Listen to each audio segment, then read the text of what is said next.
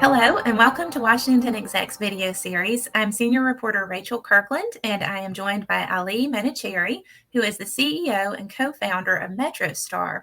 Ali is here today to speak about his involvement with the Leukemia and Lymphoma Society. So thank you so much for joining me. Yeah, thank you for having me, Rachel. Can you tell me about your involvement with LLS? Yeah, sure. So I've been involved with the society for approximately 3 years now. Two really dear friends introduced me to this amazing cause. And from one breakfast to a ball to just kind of losing yourself in the service of LLS and their mission was kind of an easy way for me to find myself and give back. Absolutely. Can you tell me more about the couple of friends and how that all evolved? Yeah, so two really good friends, Carol Cairns, who retired from Microsoft after over 2 decades, and Dave Keffer, who's now the CFO of Northrop Grumman, had invited me out to the breakfast. And part of the breakfast is to recruit new executives to get involved. And obviously, in the National Capital Region, there's a lot of government contracting businesses. So figuring out a way to get the government contracting businesses more involved into this cause was kind of an ongoing mission. And I joined that about 3 years ago. Okay. And now you've been participating in an executive challenge to raise funds, raise awareness for LLS. Can you tell me more about what you've been doing?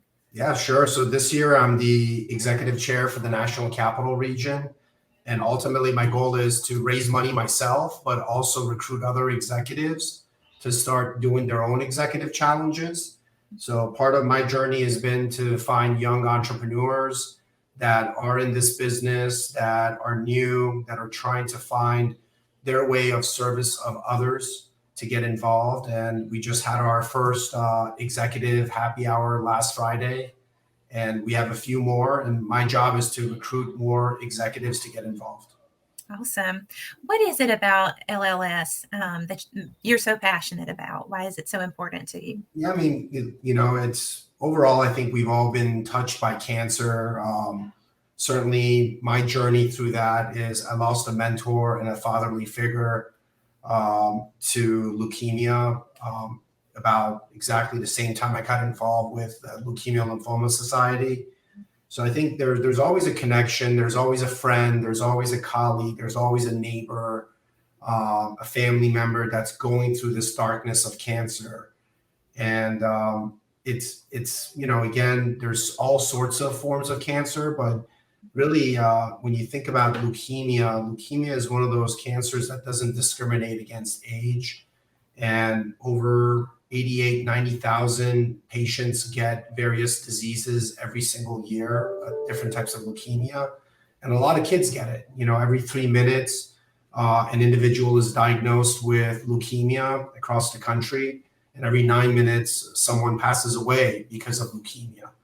So it's when you think about this tragedy, but also the light that's given through the Leukemia and Lymphoma Society and the advancements that have happened in the last 50 years, it's pretty surreal and amazing to be a part of that journey with them. Now, you've shared some different things about leukemia and about LLS. What are some other things that you've kind of learned along the way that maybe you were surprised about and you'd like other people to know? There's a lot of treatments. There's a lot of hope. Things that you were given 20, 30% survivability. Today, it's over 60, 70%, depending on the different types of leukemia. So the advancements of the medicine have really improved over the years and across all races, from white to black as well, where different types of community didn't have access to the different types of healthcare and medicine. And again, LLS steps up into those causes, into those communities, and make sure that there's a balance of how we could provide better service across the entire union. Absolutely. Is there anything, any upcoming events that you would like to talk with us about? Yeah, so we just had one that just finished up in Tyson's Corner, which was our first of a few events. There's another one in August, so I'll be posting that on LinkedIn, another one in September. But the biggest one that we have is Late the Night in Reston. So there's three. There's one in Maryland, in Washington, D.C., and then the Reston as well. But the Reston Light the Night is in October, so it's a big, big event where there's tears, there's smiles, there's celebration, there's a lot of hand holding and just memory, and celebrating people that have survived through it, remembering people that have fallen to this disease. But October is a big, big event.